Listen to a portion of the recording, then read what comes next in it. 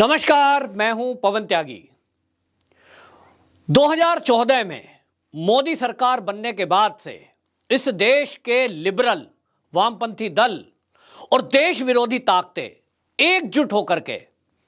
इस देश के विरुद्ध षड्यंत्र करने पर खुलकर उतर आए। उनको दिक्कत है कि एक ऐसा व्यक्ति जिसने अपने जीवन के सारे सुखों को त्याग दिया, अपने परिवार की चिंता नहीं की, जिसके लिए राष्ट्र सर्वोपरि उसके ब्लड के रोम रोम में है, जो व्यक्ति इस देश की उन्नति में अपना सर्वस्व न्योछावर करके देश को, भारत माता को अपनी मां मानते हुए उसकी सेवा में अपना सब कुछ अर्पण कर चुका, ऐसे व्यक्ति को जिसके ऊपर अनेक लांछन लगाए गए, जिसके ऊपर अनेक प्रकार की जांच बिठाई गई, यह सिद्ध करने के लिए कि किसी तरह इस व्यक्ति की जो ये मनोकामना है कि भारत माता की जय हो, भारत हिंदू राष्ट्र बने, भारत फिर से विश्व गुरु बन जाए, इसको कैसे रोका जाए। लेकिन हमारे शास्त्रों में लिखा है, हुई है वही जो राम रचि राखा, और इसलिए ये सारे मंसूबे उनके फेल होते जा रहे हैं। एक के बाद एक इस राष्ट्रभक्त पर जो प्रहार हो रहे हैं, वो सारे प्रहार में अब देश की जनता उस व्यक्ति के साथ उठ खड़ी हुई है। जी हां, मैं बात कर रहा हूं हमारे देश के प्रधानमंत्री माननीय नरेंद्र मोदी की। नरेंद्र मोदी ये एक नाम नहीं है, ये एक महाशक्ति है, ये एक अवतार पुरुष है। और मैं पहले भी इस बात को कह चुका हूं कि जिस व्यक्ति के पास खुद का चरित्र और राष्ट्रीय चरित्र दोनों हो, उस दोनों में दैवी शक्ति उसके साथ काम करती है। और इसलिए नरेंद्र मोदी की इस यात्रा को देश के दुश्मन और देश के अंदर बैठे हुए गद्दार भले ही लाख रोकने की कोशिश कर लें, लेकिन वो रोक नहीं पाएंगे, क्योंकि ये जो भारत माता है, ये जो भारत भूमि है, ये देव भूमि है, ये भगवानों की धरती है, ये अवतारों की धरती है। और इसीलिए इस भारत ने अब उठ खड़े होने की ठान ली है। तो अब इस देश के करोड़ों सनातनी, इस देश के करोड़ों राष्ट्रभक्त, जिसमें हर जाति हर धर्म के लोग हैं, वो नरेंद्र मोदी के इस अभियान से जुड़ गए हैं। और नरेंद्र मोदी जी का जो अभियान है, वो अभियान है जो इस राष्ट्र में जो भी राष्ट्रभक्त हैं उनका अभियान है। राष्ट्रीय स्वयंसेवक संघ, वो संगठन जो 1925 में जिसकी स्थापना इस बात को लेकर के हुई कि ये जो देश है इसको बार बार आक्रमणकारी लूटने की कोशिश करते हैं, इस पर हमला करते हैं, इस पर कब्जा करने की कोशिश करते हैं, इसको कैसे रोका जाए। तो एक ही बात समझ में आई डॉक्टर केशवराव बलिराम हेडगेवार जी के हृदय में कि हिंदू जब तक बटा हुआ है, ये देश इसी तरह कमजोर होता रहेगा। और इसीलिए उन्होंने इस बात का विचार किया कि कैसे इस देश को एक किया जाए। उसी सोच को हमारे देश के प्रधानमंत्री, उनका जो नारा है वो केवल भारतीय जनता पार्टी का नारा मात्र नहीं है, वोट लेने के लिए, किसी को रिझाने के लिए वो नारा मात्र नहीं है, वो एक सोच है, वो एक विचार है, वो एक संकल्प है कि भारत माता की जय हो। और इसी भारत माता की जय का सपना और संकल्प लेकर के नरेंद्र मोदी वो गद्दी पर इसलिए नहीं आए कि उनको कभी कल्पना थी कि मुझे देश का प्रधानमंत्री बनना है तो देश के सुख साधन संसाधनों पर आनंद मनाना है और अपने रिश्तेदार, अपने मित्र, अपने पार्टी के कार्यकर्ताओं को अरबपति करोड़पति बना देना है और यहां देश के संसाधनों को लूटना है। इसके विरुद्ध न परिवारवाद, ना भाई भतीजावाद, और पार्टी के कार्यकर्ता, जिसमें करोड़ों कार्यकर्ता आज इस रूप में हैं कि वो भारत माता के लिए अपना सर्वस्व न्योछावर करने के लिए तैयार हैं। मुझे अभी सोशल मीडिया पर किसी ने एक वीडियो भेजी, हमारे देश की वित्त मंत्री निर्मला सीतारमण अपने पिता से मिलने घर गई, यानी अपने मायके, और उस घर को देख करके आप अंदाजा लगा सकते हैं कि वो किसी भी मध्यम परिवार का जो घर होता है उस तरह का, इसी तरह मोदी जी का। लेकिन इस सब यात्रा को रोकने के लिए देश विरोधी ताकतें एकजुट होकर जिस तरह से षड्यंत्र कर रही हैं, अब उस षड्यंत्रों में भी वो उस परमपिता परमात्मा की कृपा है कि इन सब देश विरोधियों की पोल खुलती जा रही है। हाल ही में आपने देखा कि बीबीसी नाम का एक चैनल और उसकी एक डॉक्यूमेंट्री की चर्चा हुई, डॉक्यूमेंट्री तैयार हुई डॉक्यूमेंट्री रिलीज हुई, 50 से अधिक लिंक शेयर किए गए और भारत के कुछ ऐसे गद्दार उस डॉक्यूमेंट्री को पूरे भारत में प्रसारित करने के लिए उठ खड़े हुए, तैयार हो गए। आपने देखा दिल्ली की यूनिवर्सिटी, जेएनयू, जामिया, हैदराबाद की यूनिवर्सिटी और कई ऐसी यूनिवर्सिटी में इस डॉक्यूमेंट्री को चलाने की जिद की गई। क्यों? क्योंकि यदि ये डॉक्यूमेंट्री रिलीज हो जाती है, हर व्यक्ति के फोन में भारत में यदि ये पहुंच जाती है, तो इससे इस भारत माता के सपूत का जो एक अभियान है उसको उनको रोकने में कहीं ना कहीं मदद मिल सकती थी। क्योंकि इस राष्ट्रीय स्वयंसेवक संघ के एक स्वयंसेवक जो आज सत्ता में बैठे हुए हैं देश सेवा के लिए, आनंद मनाने के लिए नहीं, लूट खसूट करने के लिए नहीं, प्रॉपर्टियां बनाने के लिए नहीं, भ्रष्टाचार करने के लिए नहीं, अपना नाम करने के लिए नहीं, केवल भारत माता की जय संकल्प है उनका। और वो जब लोग फिर से ऐसा लगने लगा कि 2014 में आ गया, फिर 19 में आ गया, और जो आज के सर्वे रिपोर्ट कह रहे हैं उन्होंने तो यह भी बता दिया कि 2024 में फिर से एक बार देश के प्रधानमंत्री के रूप में नरेंद्र मोदी एक बार फिर से उस पद पर आसीन होने जा रहे हैं। और यही सबके पेट का दर्द बना। बीबीसी इसमें शामिल हुआ और फंडिंग किसने की, तो अब यह खुलासा हो गया है। इसकी आशंका पहले से जताई जा रही थी कि बीबीसी नाम का जो चैनल है वो तो हमारे भारत के विरुद्ध पहले से अभियान करता रहा है। आपको याद होगा बीबीसी ने एक नक्शा जारी किया था कश्मीर का, जिसके अंदर जम्मू नहीं है, यानी जम्मू को उसने अलग दिखा दिया और अलग कश्मीर को लेकर के चल रहे थे। ये बदनाम करने में कोई कोर कसर नहीं छोड़ते। और इन्होंने अब ये तय किया, यानी चीन के इशारे पर यह टूल किट तैयार हुई और इस टूल किट में बीबीसी एक टूल की तरह इस्तेमाल हुआ। और अब जो खबरें आ रही हैं कि बीबीसी के पत्रकारों ने भी इस डॉक्यूमेंट्री को चलाने के लिए मना किया था, बनाने के लिए मना किया था, बावजूद इसके ये डॉक्यूमेंट्री बनी और ये लोगों के फोन तक आई। सवाल अब यह है कि जब यह खुलासा हो गया है कि बीबीसी की षड्यंत्र एक ये योजना थी षड्यंत्रकारी और इसके पीछे चीन था, तो चीन तो निश्चित रूप से जानिए उसका आनंद था 2014 के पहले, जहां चाहे जब चाहे वो अपना व्यापार बढ़ा रहा था। जिस देश में कब्जा करना चाहे उस देश में वो कब्जा करने की नीयत से कर्जा दे रहा था। लेकिन मोदी जी क्या आ गए, छोटे छोटे देशों को एक कर लिया। व्यापारी अब ये देश भी समझने लगे कि चीन अगर है तो खतरा है, और इसलिए चीन से अपना व्यापार समेटने लगे। जहां दूसरी तरफ दुनिया को भी यह समझ में आ गया कि चीन की केवल एक ही नीति है, विस्तारवादी नीति। भारत ने उसको झटका दिया कोरोना काल में। जिस तरह से अपनी वैक्सीन डेवलप की, दुनिया के कई देशों की मदद की, और चीन जो अपनी वैक्सीन बनाए बैठा था जिसका असर उसके देश में नहीं हो रहा है, जो दवाइयां बनाए बैठा था, पीपीई किट तैयार करे बैठा था, कांग्रेस की सरकारों में उस चीन के लिए यहां जिस तरह से व्यवस्थाएं की गई,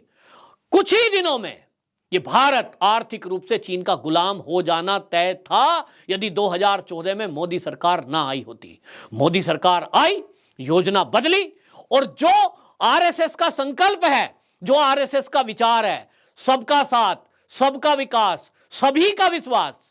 इस सभी में मुसलमान अलग नहीं है, ईसाई अलग नहीं है, केवल हिंदुओं के लिए यह नारा नहीं है, सबका साथ। मोदी जी के हर भाषण में आपने सुना होगा, जब 2014 में आए थे तो बोलते थे 125 करोड़ भारतीय। आज ये जनसंख्या बढ़कर लगभग 150 करोड़ हो गई है, तो आज वो कहते हैं कि हां, मेरे सभी भारतवासियों की शक्ति मेरे साथ है। और आज इस देश में जिनके नाम लेकर के डराया गया, मतलब आरएसएस का नाम लेकर के जिन मुसलमानों को और ईसाइयों को डराया गया, आज उन्हें भी समझ में आ गया है कि अगर उनके लिए कोई हितकारी है, उनके लिए सच्चे हृदय से कोई विचार करता है, उनको गरीबी रेखा से ऊपर ले जाने का विचार जो करने में लगा हुआ है, योजनाएं जितनी हैं वो सब वर्ग के लिए है। और इसीलिए देश के अब करोड़ों मुसलमान भारतीय जनता पार्टी की तरफ आ रहे हैं, और उनका विचार है कि ये ही भारतीय जनता पार्टी एक पार्टी है जो उनका केवल वोट लेकर वोट बैंक नहीं समझती है, उनका विकास करने के लिए लगी हुई है।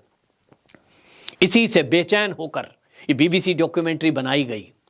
और इसको ऐसा बनाया गया जिसमें यह दिखाने की कोशिश की गई कि मोदी वो व्यक्ति है जो मुसलमानों का नरसंहार करता है,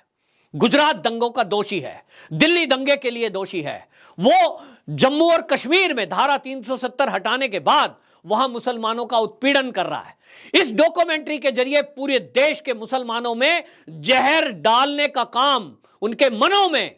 नफरत भरने का काम इस डॉक्यूमेंट्री के जरिए होना था, जिसमें भारत के कई पत्रकार भी जुड़े, भारत के कई यूनिवर्सिटियों के छात्र संगठन के लोग जुड़े और इसमें कई न्यूज चैनल भी जुड़े।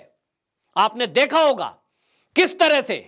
यह सब करने में आ गए कि कई न्यूज चैनल का मैं नाम नहीं लूंगा, लेकिन यह अब पोल पट्टी खुली है कि इसके पीछे चीन था और भारतीय जनता पार्टी के एक राज्यसभा के सदस्य और जाने माने वकील, अब उन्होंने, महेश जेठमलानी ने इसका खुलासा कर दिया है और अब वो सुप्रीम कोर्ट तक में भी इसको लेकर गए हैं कुछ लोग, जिसमें कि हिंदूवादी लोग हैं। उनका कहना यह है कि बीबीसी को पूरी तरह बैन कर दिया जाए, क्योंकि यदि कोई एक न्यूज चैनल जो दुनिया में देखा जाता हो, अगर वो किसी देश विरोधी ताकत के साथ मिलकर, और जो दुनिया का दुश्मन है उस दुश्मन के साथ मिलकर कोई नैरेटिव चलाने का काम करता है पैसे लेकर के, ऐसा चैनल कभी भी चलना नहीं चाहिए। और इसलिए सुप्रीम कोर्ट में, जहां एक तरफ आपको बता दूं हिंदू सेना के अध्यक्ष विष्णु गुप्ता और वीरेंद्र कुमार ने एक एप्लीकेशन लगाई है कि ये सारे मामले की जांच एनआईए को सौंपा जाए, क्योंकि इसमें देश विरोधी ताकतें जुड़ी हुई हैं और यह देश के विरुद्ध एक षड्यंत्र है। इससे बड़ा षड्यंत्र हो नहीं सकता कि पूरे देश में दंगा कराकर इस देश को जलाना और इस देश की अर्थव्यवस्था को इसी तरह से चौपट करना, ताकि इस देश में कोई इन्वेस्टमेंट करने का सोचे भी नहीं, कोई कंपनी आने का सोचे भी नहीं। वो सोचे कि भारत तो एक तरफा काम करने वाला है और यहां मुसलमानों का उत्पीड़न किया जा रहा है। इस नैरेटिव को सेट करने के लिए बीबीसी के बारे में जो खुलासा हुआ है, deadline.com की एक रिपोर्ट आई है जिसमें यह बताया गया है कि हुआई कंपनी के अलावा 12 अन्य चीनी क्लाइंट ऐसे हैं जो इस भारत विरोधी एजेंडे को चलाने के लिए बीबीसी को फंडिंग कर रहे थे। इसकी जांच की मांग उठी है। लॉर्ड डेविड ने बीबीसी के डायरेक्टर टिम डेवी को एक पत्र लिखा है और उन्होंने मांग की है कि कमर्शियल यूनिट के बीबीसी के स्टोरी वर्कर्स की वो समीक्षा करें और ये जांच करें कि चीन की जिन कंपनियों का पैसा आया है, जबकि ये यूके में बैन है, यूके में ये बैन हुई और उसके बावजूद भी ऐसे 18, जिसमें कि 9 सरकारी निकाय और 18 चीनी ग्राहकों के साथ भागीदारी की गई। बीबीसी की स्टोरी को चाइना ग्लोबल टेलीविजन नेटवर्क के यूके में प्रतिबंधित हुआ, उसके बावजूद भी उनके विज्ञापन तैयार किए गए और चीन की सरकारी मीडिया एजेंसी सिंहुआ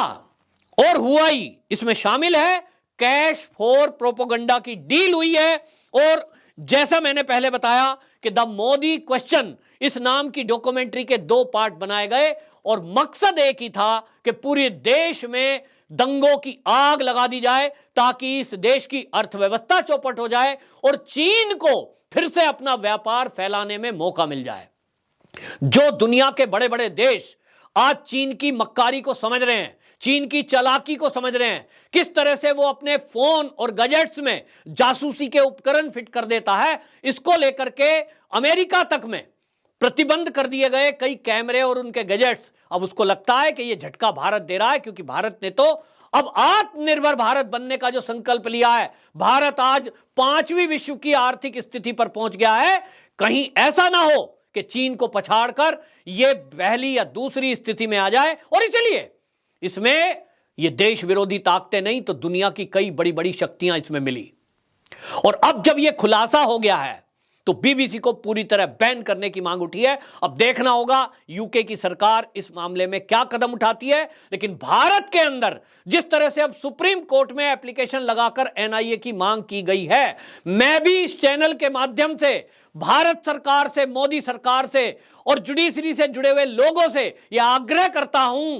कि इस मामले में पार्टी उन लोगों को भी बनाया जाए जो जेएनयू, जामिया या हैदराबाद यूनिवर्सिटी या डीयू में इस फिल्म को यानी डॉक्यूमेंट्री को चलाने की जिद कर रहे थे। उनमें से कुछ लोग दिल्ली पुलिस की पकड़ में हैं, उनको इंट्रोगेट किया जाए और उनसे पता लगाया जाए क्या इनके खातों में भी कोई पैसा चीन से आया है? क्या चीन की कोई कंपनियों ने इन छात्रों के नेताओं को भी फंडिंग की है? ऐसा हो नहीं सकता। आप देखें, बहुत सारे इस देश में कोई करोड़ों की संख्या में हैं छात्र। किसी को क्या पड़ी है कि देश विरोधी ताकतों का वो एक पिट्ठू बनकर, एक टूल बनकर इस भारत में भारत विरोधी ताकतों के साथ मिलकर उस डॉक्यूमेंट्री को चलाने की जिद करे जो डॉक्यूमेंट्री फेक है। सुप्रीम कोर्ट, जो SIT, high court clean chit मिल चुकी जिस मामले में मोदी को, उस मामले में मोदी को दोषी बताकर वो क्या सिद्ध करना चाहते हैं? एक सूत्री कार्यक्रम है कि मोदी को यदि बदनाम कर देंगे, मोदी के नाम पे यदि देश में दंगे करा देंगे, तो हो सकता है 2024 के चुनाव में मोदी को और भारतीय जनता पार्टी को राजनीति से यानी सत्ता से बाहर किया जा सके। फिर से वही कांग्रेस की सरकार, फिर से वही कम्युनिस्टों का गठबंधन, फिर से वही जेएनयू और एएमयू और बाकी वो लोग जो देश के टुकड़े टुकड़े करने का सपना देख रहे हैं, वो फिर से एक्टिव हो पाए। ये सपना देखने वाले लोगों के बारे में अब जबकि सुप्रीम कोर्ट में एप्लीकेशन पहुंची है, एनआईए को तत्काल इस मामले में संज्ञान लेना चाहिए और जितने भी ये टूल थे, चाहे उसमें कोई राजनीतिक दल के नेता भी उसमें बोले थे, उन सब के खिलाफ एक केस दर्ज करना चाहिए, राष्ट्रद्रोह का केस। क्योंकि ये खाली एक व्यक्ति के खिलाफ डॉक्यूमेंट्री नहीं है साहब। अगर आप सोच रहे हैं कि इससे केवल मोदी जी बदनाम होते, तो आपको बता दूं, मोदी जी कभी भी इस डॉक्यूमेंट्री को बैन नहीं करते। मोदी के ऊपर तो इतने प्रहार हुए हैं, जब से वो राजनीति में आए हैं तब से प्रहार हो रहे हैं। वो अपने ऊपर प्रहारों से, अपने ऊपर दी गई गालियों से, उनको बदनाम करने की नीयत से जिस तरह के काम किए गए, उससे कभी भी विचलित नहीं होते हैं। इस डॉक्यूमेंट्री को कभी बैन ना करते अगर खाली मोदी की बदनामी का मुद्दा होता। यह मामला है देश विरोधी और देश को जलाने का, देश की अर्थव्यवस्था को चौपट करने का मामला है और इसीलिए इस मामले में राष्ट्रद्रोह बनता है। अब ऐसे में जब यह खुलासा हो गया है कि बीबीसी ने चीन से कहीं ना कोई समझौता किया है, तो बीबीसी को पूरी तरह बैन करने की मांग पूरे देश में उठी है। मैं इस चैनल के माध्यम से सभी देश के लोगों को कहना चाहता हूं, क्या आप भी ये नहीं चाहते कि ऐसा देश को नुकसान पहुंचाने वाला और ये देश विरोधी ताकतें, चाहे वो कोई छात्र नेता के रूप में हो, चाहे कोई राजनीतिक पार्टी का नेता के रूप में हो, फिर चाहे कोई वो पत्रकार के रूप में हो, क्या वो जेल की सलाखों के पीछे नहीं जाना चाहिए? मैं तो चाहता हूं तत्काल उनके ऊपर कार्रवाई हो और ऐसे सपोले तुरंत कुचल देने चाहिए। आस्तीन के सांपों का इलाज सबसे पहले होना चाहिए। बीबीसी बैन जब होगी सो होगी, क्योंकि वो मामला भारत के बाहर का है, लेकिन भारत के अंदर बैठे हुए जो गद्दार है, उनका इलाज तो भारत की सरकार के पास है। लेकिन जब भारत की सरकार कोई एक्शन लेने की कोशिश करती है, तो ये देश विरोधी ताकतें एकजुट हो जाती हैं। जुडिशरी से जुड़े हुए लोग इसको सुप्रीम कोर्ट तक में ले जाते हैं और वहां ले जाकर ये कोशिश करते हैं कि किसी तरह से इनको राहत दी जाए। अब समय आ गया है कि इस मामले में देश को आगे आना पड़ेगा। जिस तरह से हम अपने हक के लिए सरकार के विरुद्ध खड़े हो जाते हैं, अब बात देश की आई है। देश को बचाने के लिए देश के लोगों का अब यह कर्तव्य है कि भूल जाइए थोड़े दिन के लिए भाजपा, भूल जाइए 2024 के चुनाव, भूल जाइए मोदी को और याद करिए ये भारत माता को नुकसान पहुंचाने के मंसूबे से जो लोग इस देश में यहां दीमक की तरह जड़ों को खोखला कर रहे हैं, जिन्होंने अरबों खरबों रुपए लूटकर विदेशों के तिजोरियों में भर दिया है, अरब खरबपति बन गए हैं, उन लोगों को बेचैनी है। ऐसे लोगों के खिलाफ क्या एक्शन होना चाहिए कमेंट बॉक्स में जरूर बताएं। और मैं ये जरूर चाहूंगा कि जब इस बीबीसी का खुलासा हुआ है, ये वीडियो हर नागरिक तक पहुंच जानी चाहिए, क्योंकि देश विरोधी ताकतें ये चाहती थी कि हर नागरिक के फोन में ये देश विरोधी डॉक्यूमेंट्री पहुंच जाए ताकि देश में दंगे हों। और मैं ये चाहता हूं कि ये जो खुलासा है ये हर राष्ट्रभक्त और हर नागरिक के फोन में पहुंच जाना चाहिए, ताकि लोग समझें कि कल को फिर से कोई नया चैनल, फिर से कोई व्यक्ति अगर इस तरह की जो षड्यंत्र करने की कोशिश करे, तो देशवासियों को पहले ही समझ में आ जाए कि ये देश विरोधी लोग हैं, इनका ट्रीटमेंट कैसे करना है। ऐसे लोगों की खबर तत्काल सरकार को दें, स्थानीय पुलिस को दें, एजेंसियों को दें, एनआईए को दें, और अब इनके खिलाफ सख्त एक्शन लेने का समय आ गया है। जनता इनके खिलाफ खड़ी हो, हर मोर्चे पर इनका मुकाबला करे, और सरकार के पास जो तंत्र है उसका सख्ती से अब पालन किया जाए। ऐसे लोगों को खुला छोड़ना देश के लिए बहुत घातक होगा। आपकी क्या राय है? कमेंट बॉक्स में जरूर लिखें। वंदे मातरम।